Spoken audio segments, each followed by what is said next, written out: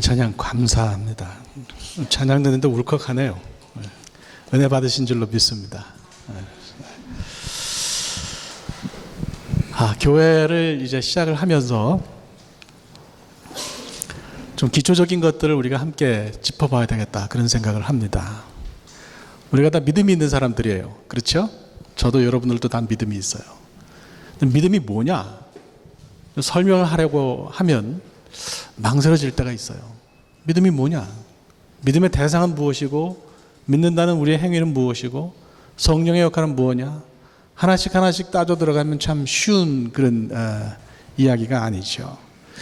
그래서 한 몇 주 동안, 몇 주가 될지는 모르겠어요, 믿음에 관한 좀 어렵지 않게 명쾌하게 믿음에 관한 이해를 새롭게 하는 그런 설교를 하려고 합니다.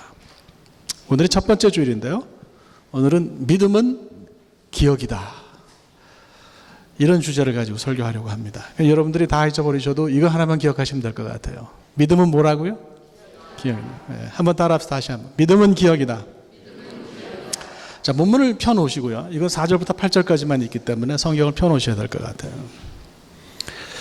본문을 좀 깊이 있게 들여다보면서 우리가 잘 읽어보면 그 안에서 1절부터 12절까지를 관통하는 하나의 커다랗고 굵은 선을 발견을 할 수가 있어요.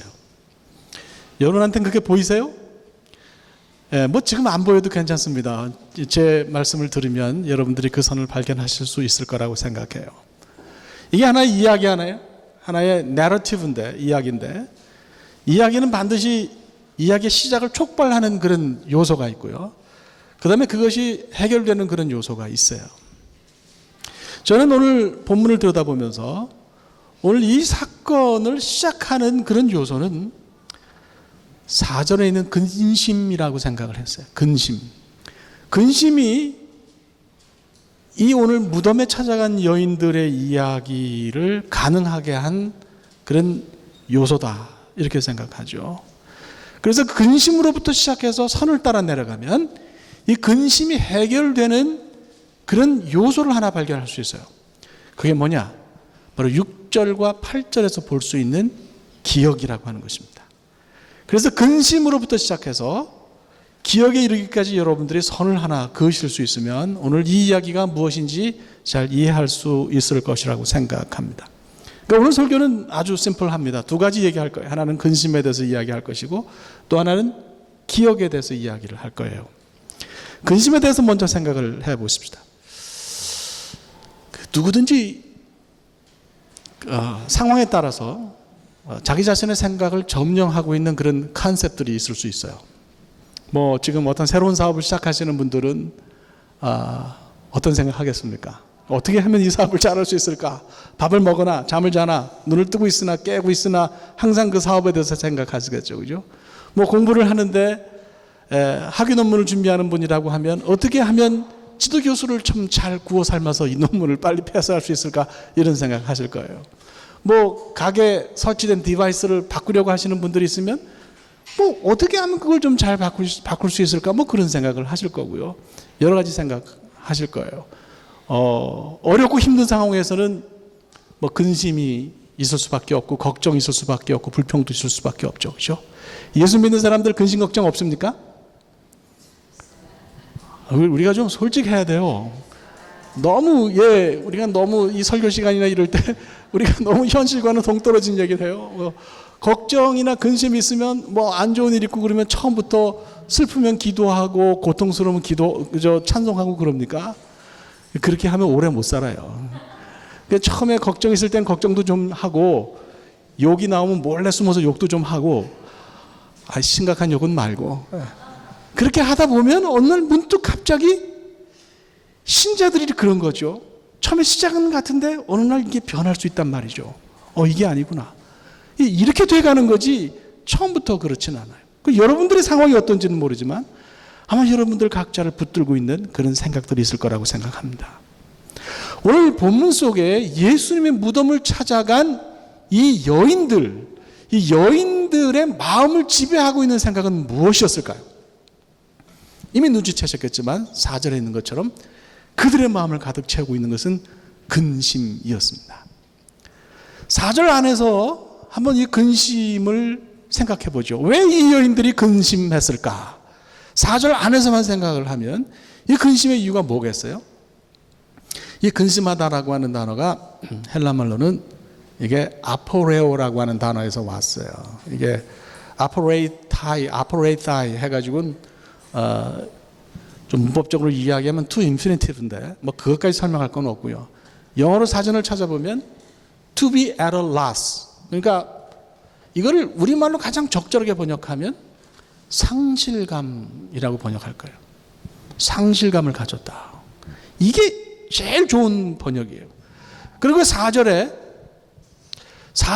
예수님의 빈 무덤가를 찾아갔던 여인들이 왜 상실감을 가졌을까? 왜 마음이 텅 비었을까? 여러분 이유가 뭐라고 생각합니까?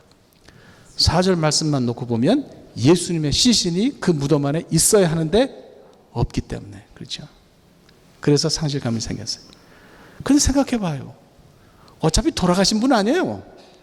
그 시신이 있으면 좋겠지만 없다 한들 무슨 큰일 생깁니까? 사실은 어떻게 보면 이 4절 안에서 찾을 수 있는 상실감은 그 뿌리가 다른 데 있다고 보여집니다. 4절을 넘어서서 이미 예수님의 시신이 거기 있든지 없든지 그들 마음속에 그들 삶 속에 이미 상실감을 가질 만한 사건이 벌어졌다 이렇게 볼 수가 있죠. 한번 본문을 좀 성경을 좀 꺼내놓고 한번 좀 보실까요? 성경을 좀 한번 보세요. 누가복음 그 전장 23장을 한번 우리가 찾아보겠습니다. 열어보겠습니다. 누가복음 23장을 한번 열어보시면요. 48절 49절을 한번 보시겠어요? 48절 49절을 보시면 이를 구경하러 모인 무리도 뭘 구경하러 모인 거예요? 예수 그리스도의 십자가형을 구경하러 모였어요. 그 된 일을 보고 다 뭘 치며 돌아갔다 그랬습니까? 가슴을 쳤다 그랬어요. 그 가슴을 친 무리 중에 49절을 보면 누구도 있었습니까? 예수를 아는 자들과 갈릴리로부터 따라온 누구도 여자들도 있었다고 그래요. 만약에 이 상실감이 4절에서 처음 있었던 거라면 왜 23장에서 이 여자들의 가슴을 쳤겠습니까?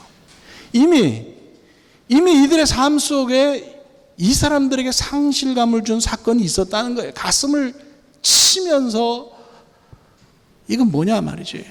이거 세상 다 끝난 거 아니냐 이렇게 생각할 수밖에 없는 사건이 있었다라고 하는 것을 우리가 볼 수가 있어요. 그게 뭐겠어요? 바로 예수 그리스도의 죽음입니다. 십자가 사건이에요. 상실감이 크니까 이 사람들이 이 상실감을 달래기 위해서 생각해낸 방법이 뭐겠어요? 자, 23장 54절 55절을 한번 보겠습니다. 이날은 준비일이요 안식일이 거의 되었더라. 안식일 전날이 준비일이에요. 그러니까 금요일이죠.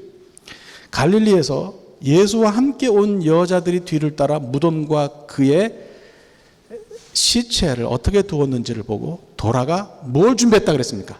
향품과 향유를 준비했다. 뭘 준비한 거예요? 장례를 준비한 거예요.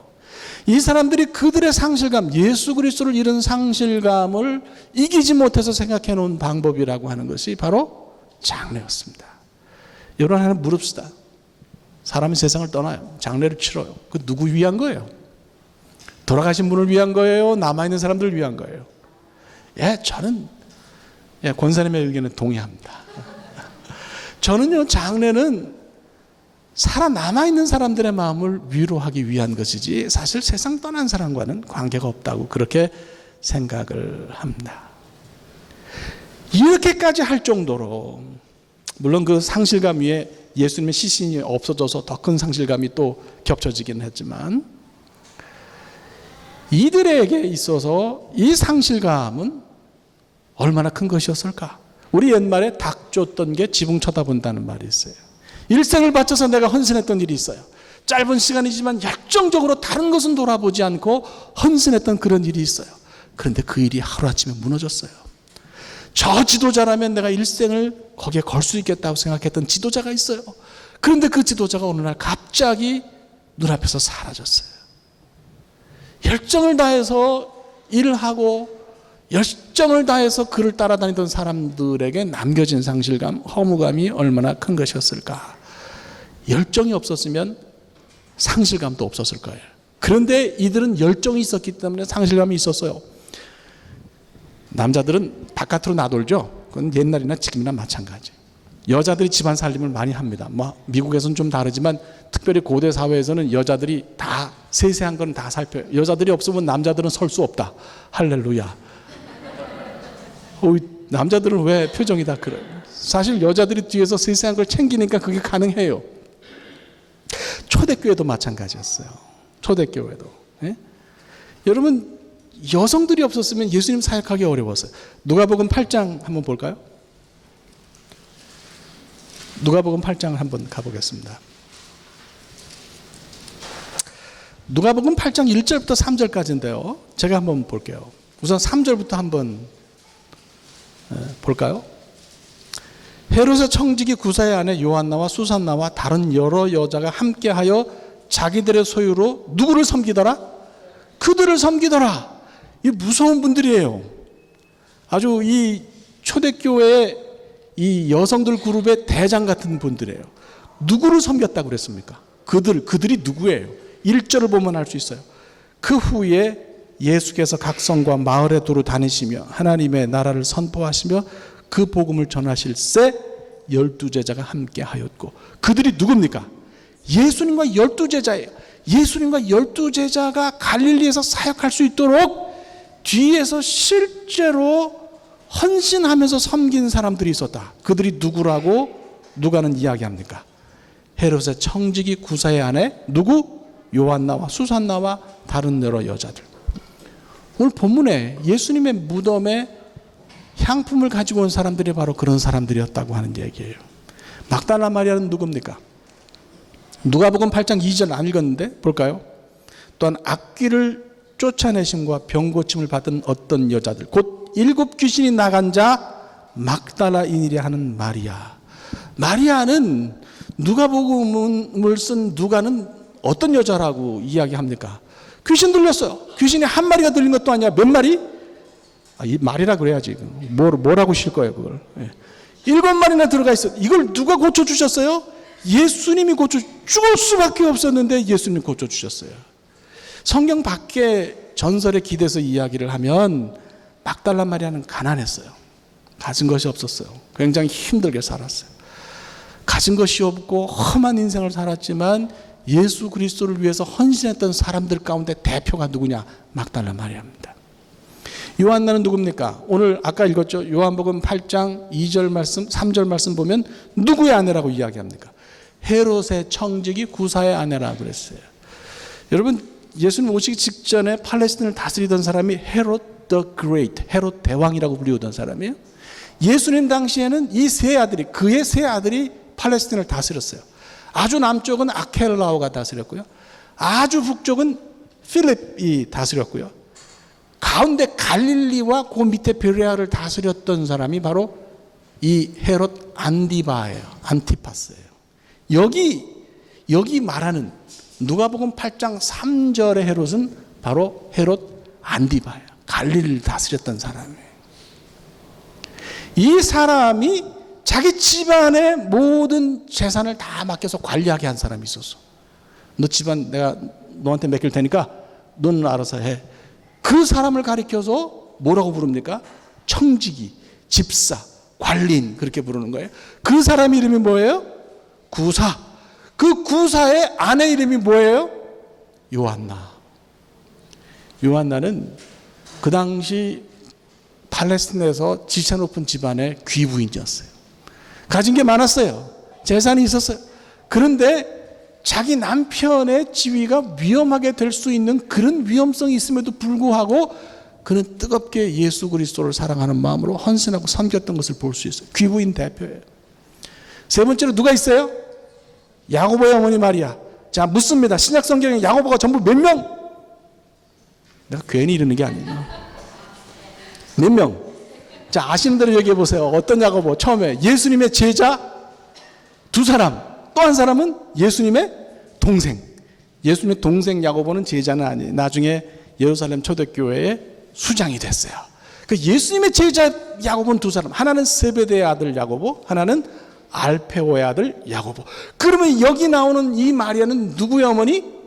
학자들은 알페오의 아들 야고보의 어머니라고 봅니다. 왜냐하면 마가복음을 읽어보면요, 15장을 읽어보면 예수님 십자가에 달리실 때 그 밑에 알페오의 아들 야고보가 있었다, 그렇게 기록이 돼 있어요. 그래서 아마 그럴 거라고 봐요. 예수님의 제자 야고보가 둘인데 하나는 키가 컸고 하나는 작았어요. 그래서 마가는 세베대의 아들 야고보, 키 큰 사람은 큰 야고보 이렇게 부르고요, 알페오의 아들 야고보, 키가 작은 사람은 작은 야고보 이렇게 불렀습니다. 그런데 이 여인은, 이 알페오의 아들 야고보의 어머니는 자기 이름이 있었을 텐데 자기 이름으로 불리지를 않습니다. 이거는 뭘 의미하는 거예요? 그냥 자기 이름이 드러나지 않도록 뒤에서 교회가 돌아가도록 헌신하는 사람이죠. 가진 게 없을 수도 있어요. 아들이 예수님의 제자로 살았으니 무슨 돈이 있겠어요. 그렇지 않습니까? 그 자신을 드러내지 않고도 어머니처럼 교회를 섬겼던 그런 사람일 수 있어요. 나이도 듬직했겠죠. 이런 사람이, 야, 나 인생 늙음하게 진짜 의미 있는 인생 한번 사네, 그리고 헌신했단 말이에요. 이런 세 종류의 사람이 헌신했는데 어떻게 됐어요? 예수님 눈앞에서 사라졌어요. 상실감이 이루 말할 수 없는 거죠. 일생을 바쳤던 일이 무너졌습니다. 그라운드 쉐이킹이에요. 조금 경제적으로 어렵다든지 조금 몸이 불편하다든지 이런 것을 넘어서서 삶의 근거와 밑바닥이 흔들리는 존재론적인 상실감이 그들을 뒤덮었다, 이렇게 생각할 수 있어요. 인생의 본질적인 의미가 사라진 거예요. 우리도 그런 생각 할 때가 있잖아요. 막 정신없이 살다가, 야, 이거 내가 제대로 잘 사는 거냐, 이런 생각이 들 때가 있어요. 정신없이 일에 치여서 살면서 하늘도 한번 못 쳐다보고 살다가 어느 날 문득 하늘을 봤는데 구름이 둥실 떠가는데, 야, 이거 내 인생이 저 뜬구름 같다. 자주 하면 이상하지만 가끔 그런 생각이 들 때가 있단 말이죠. 내 삶의 의미가 뭐냐, 이거. 나 뭐 지금 정말 열심히 사는 것 같은데 이건 내가 왜 이렇게 살지, 그런 생각이 들 때가 있어요. 미국에 공부하기 위해서 온 유학생들 몇 분 제가 알아요. 박사학위만 하면 모든 것이 다 해결될 줄 알았어요. 학위를 받았는데 허무에 빠지는 거예요. 취직도 안 돼요. 한국으로 돌아가서 학교도 갈 수가 없어요. 학위만 하면 모든 것이 다 풀릴 줄 알았는데 더 보이는 게 없어. 얼마나 답답하겠어요. 돈이 가장 중요하다고 생각하고 그것을 많이 얻는 것이 목적이라고 생각했는데 돈이 말이에요, 이게 뒤통수를 잘 친단 말이에요. 와서 그냥 빵 하고 내 뒤통수를 친단 말이에요. 아이들이 가장 중요하다. 내가 미국에 이민 온 이유가 애들 때문이지. 애들이 막 커요. 지들이 잘나서 큰 줄 알고 다 도망가. Empty nest syndrome. 우리말로 하면 빈 둥우리 증후군이에요. 공소증후군이야. 걔네들만 잘 되면 내 삶이 의미가 있을 줄 알았는데 이 자식들이 지들이 잘 돼서 잘나서 그런 줄 알고 다 도망간 다음에 내 인생이 텅 빈 것 같아요. 여러분, 도대체 크든지 작든지 내 인생에 나의 존재를 위협하는 이런 상실감이 있을 때 우리가 이것을 무엇으로 극복할 수 있겠느냐 하는 얘기예요. 오늘 본문의 여인들은 이중의 상실감이 있었어요. 헌신했던 예수님이 돌아갔었어요. 예수님의 시신을 가지고 거기다 좀 약을 발라서 그나마 마음을 달래보려고 했는데 벼룩이 간을 내먹는다고 이걸 훔쳐간 사람들이 있는 것 같아요. 고통스럽죠. 그런데 말이죠, 오늘 본문을 보면서 제가 은혜를 받는 것은 이런 이들의 상실감이 치료받았다는 거예요. 뭘로 치료받았어요? 예, 그들을 일으켜 세우고 그들의 상실감을 치료한 것이 기억이었다고 이야기합니다. 근심에 빠져있는 여인들에게 문득 찬란한 옷을 입은 두 천사가 나타났어요. 그리고 6절에서 분명히 이야기합니다. 6절에 뭐라고 얘기해요? 6절에 여기 있잖아요. 6절에 뭐라고 얘기합니까? 주님이 살아계셨을 때 뭐라고 이야기하셨는지 뭐하라? 기억하라고 이야기해요. 여기 기억하라는 말이 문에스테테라고 하는 헬라 말인데 이게 명령형이에요. 그냥 너 한번 기억해 볼래? 기억해 보면 어떠니? 기억할 수도 있지 않겠어? 이런 얘기가 아니에요.